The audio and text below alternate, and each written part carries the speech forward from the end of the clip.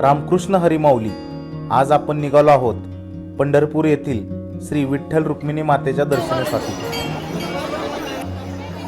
आपण सध्या आहोत चौफाळा या ठिकाणी. तुम्ही बघू शकता भाविकांनी खूप अशी गर्दी केलेली आहे.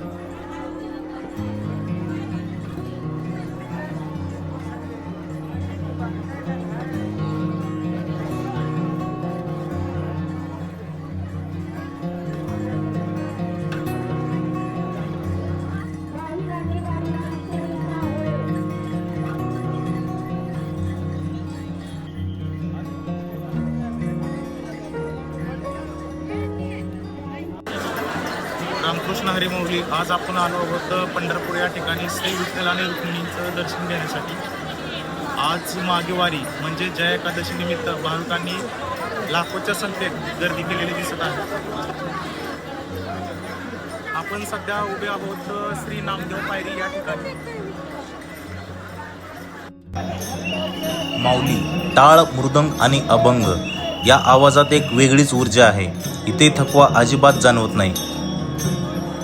विठ्ठलावरची अखंड भक्ती लहानापासून वृद्धापर्यंत हरिनाम घेत प्रत्येकजण पंढरीच्या दिशेने वारीसाठी निघालेला असतो.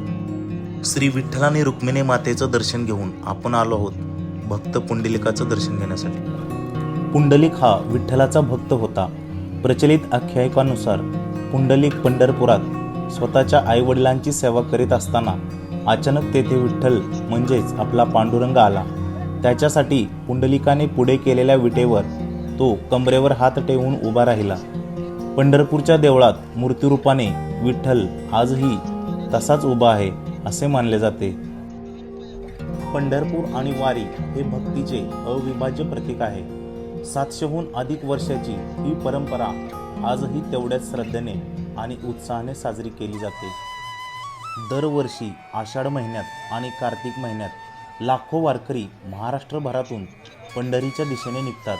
ज्ञानबा तुकारामच्या जयघोषात, टाळ मृदुंगाच्या गजरात भक्तीचा हा महासागर पुढे सरकतो.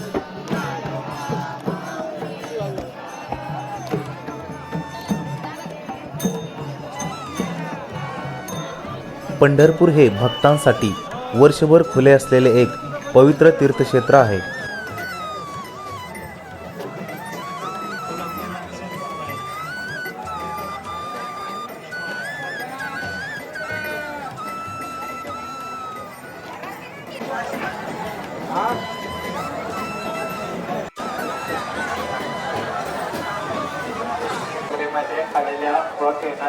माऊली, तुम्हाला हा मागेवारीचा व्हिडिओ कसा वाटला कमेंट्समध्ये नक्की कळवा.